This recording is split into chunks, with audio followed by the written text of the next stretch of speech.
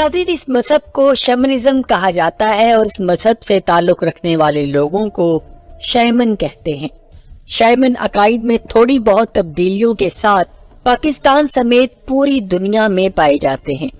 पाकिस्तान में इस मजहब को मानने वाले लोग यानी शैमन हुंजा और गिलगित बल्तिस्तान के मुख्तलिफ इलाकों में पाए जाते हैं।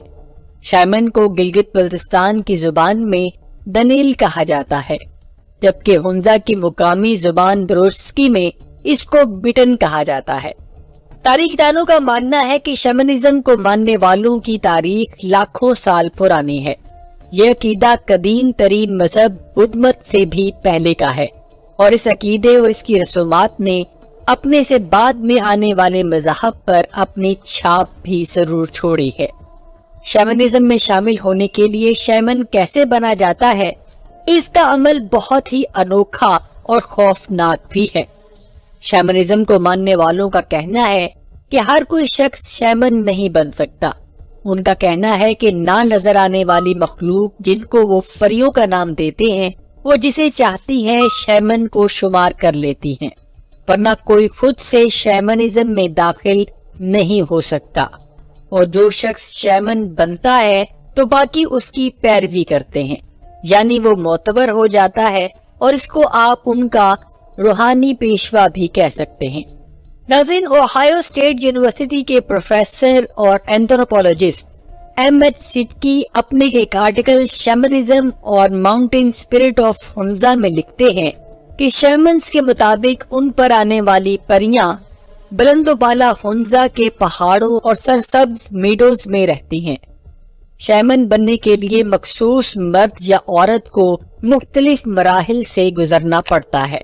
लोगों के मुताबिक शैमन बनने वाले इंसान, चाहे वो मर्द हो या औरत, उसको मालूम होता है कि वो मुस्तकबिल में शैमन बनेगा कि जब कोई परी किसी परिंदे, तितली या बहुत लंबे कद के इंसान की शक्ल में आकर उसके बारे में उसको बता देती है कि उसने उसको चुन लिया है और वो आने वाले वक्त में शैमन होगा।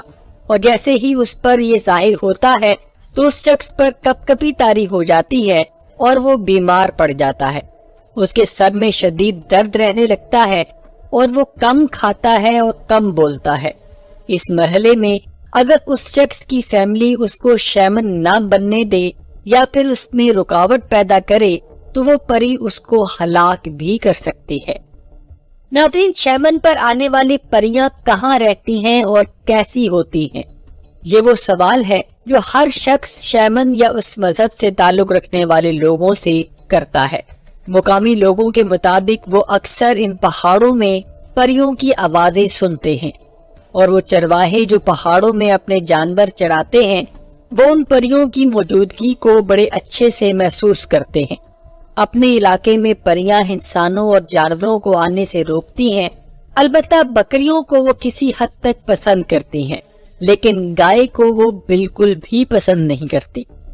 उनको गाय के गोबर से सख्त नफरत होती है और शैमन का अकीदा है कि जो परियों के हुक्म की खिलाफ वर्जी करता है, परियां भी उसको नुकसान पहुंचाती हैं।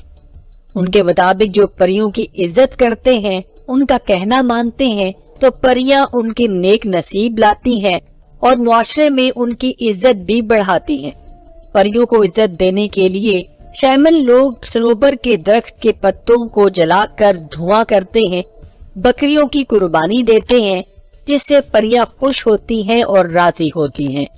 अगर कोई शैमन परियों से छुटकारा हासिल करना चाहता है तो उसके लिए जरूरी है कि पहले वो शैमन बनने के तमाम मराहिल को तय करे और जब वो मुकम्मल शैमन बन जाता है तो उसको गाय का दूध और खून पिलाया जाता है, गाय का गोश्त खिलाया जाता है और गाय के खुश्क गोबर को जलाकर उसका धुआं दिया जाता है और इस तरह वो परी उस शख्स की जान छोड़ देती है, क्योंकि परी को गाय से नफरत है। और जब कोई परी किसी पर इंकशाफ कर देती है कि वो आने वाले वक्त का शैमन है तो वो परी उसकी हर तरह से हिफाजत भी करती है। नाज़रीन, शैमन बनने की आखिरी रस्म अजीबोगरीब और खौफनाक होती है और इसमें शैमन की जान जाने का खदशा भी रहता है। एक खुले मैदान में यह रस्म रखी जाती है جہاں اس کو بٹھایا جاتا ہے اور وہاں ایک خاص قسم کی ڈھول کی دھن بجائی جاتی ہے اور اس ڈھول پارٹی کو ہک کہا جاتا ہے۔ یہ پارٹی ایک خاص قسم کی دھن بجاتی ہے جس کو سننے کے لیے پریاں آ جاتی ہیں۔ اس دھن میں ڈھول، شہنائی اور بانسری شامل ہوتی ہے۔ جیسے ہی یہ لوگ دھن شروع کر دیتے ہیں تو شیمن بننے والا شخص ناچنا شروع کر دیتا ہے۔ جیسے جیسے میوزک تیز ہوتا ہے شیمن کا ناچ بھی تیز ہوتا جاتا ہے۔ اس دھن کی آواز سن کر پریاں ارد گرد درختوں پر بیٹھنا شروع کر دیتی ہیں اور خاص پری اپنے شیمن کے کندھے پر آ کر بیٹھ جاتی ہے۔ اسی دوران صنوبر کے پتوں کا دھواں کیا جاتا ہے جس کو شیمن پہ خود ہو کر سونگھنا شروع کر دیتا ہے، اور اس وقت پری شیمن کے اندر گھس چکی ہوتی ہے اور کہا جاتا ہے کہ پریاں صنوبر کے دھوئیں کی دیوانی ہوتی ہیں۔ اسی دوران شیمن صنوبر کے پتے کھانا شروع کر دیتا ہے، جس کا مطلب یہ ہے کہ شیمن اور پری کا آپس میں تعلق جڑ چکا ہے اور دونوں آپس میں راز و نیاز کی باتیں کر رہے ہیں۔ شیمن کا وجود بظاہر تو اس میدان میں ہوتا ہے لیکن وہ پریوں کی دنیا میں جا چکا ہوتا ہے، جہاں پریاں اس کو مل کر بتاتی ہیں کہ وہ شیمن بننے کے لیے چنا گیا ہے۔ اسی دوران میدان میں ایک بکری ذبح کی جاتی ہے اور اس کا سر کاٹ دیا جاتا ہے۔ اس رسم کو مقامی زبان میں چٹو کہا جاتا ہے۔ جیسے ہی شیمن ناچتا ناچتا بکری کے خون کی بو سونگھتا ہے تو وہ دیوانہ وار بھاگ کر آتا ہے اور وہ بکری کا سر کسائی سے چھین لیتا ہے جس میں سے تازہ خون بہ رہا ہوتا ہے، اور وہ خون کو بڑی رغبت سے پینا شروع کر دیتا ہے، اور شیمن کے مطابق وہ خون پری پیتی ہے نہ کہ شیمن۔ اگر کوئی سچا شیمن ہوگا تو وہ خون اس کو ایسے لگے گا کہ جیسے وہ دودھ پی رہا ہو۔ اینتھروپولوجسٹ ایمٹ سٹکی اپنے آرٹیکل میں لکھتا ہے کہ شیمن کا فائنل امتحان بدنام زمانہ گاؤں بریچوں میں ہوتا ہے۔ اس گاؤں کے لوگوں کو رزیل کہا جاتا ہے۔ وہاں کی خواتین جسم فروش، مرد بے ایمان اور صفائی کے لحاظ سے گندے تصور کیے جاتے ہیں۔ یہاں صرف اصلی شیمن ہی ڈانس کر سکتا ہے۔ یہاں پر ہی گاؤں کا سردار شیمن کی سچائی کو پرکھتا ہے اور اس کے بعد اس کو ایک خاص پوشاک پہنائی جاتی ہے اور اس کو عوامی سطح پر شیمن مان لیا جاتا ہے۔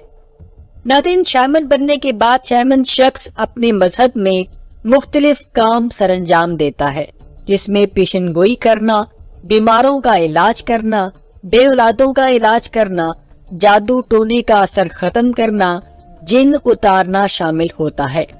ہنزا میں کچھ خاندان ایسے بھی ہیں جن میں شیمن نسل در نسل چلتے آ رہے ہیں، اور ایسے شیمن حضرات اپنی لیگیسی کی وجہ سے زیادہ قابل اعتبار سمجھے جاتے ہیں اور لوگ اپنے مسائل ان کے پاس لانے کو ترجیح دیتے ہیں۔ اسلام کی تبلیغ اور آج کے دور جدید میں اب ہنزا اور گلگت بلتستان کی اکثر نوجوان نسل اس شیمنزم مذہب کو نہ تو صحیح سمجھتے ہیں اور ساتھ ہی ساتھ ان کا انکار بھی کرتے ہیں، لیکن آج بھی ہنزا اور گلگت بلتستان کے دور دراز علاقوں میں جہاں لوگ پڑھے لکھے نہیں ہیں وہاں آج بھی شیمن پر یقین رکھا جاتا ہے اور ان سے تعویذ وغیرہ بھی لیے جاتے ہیں۔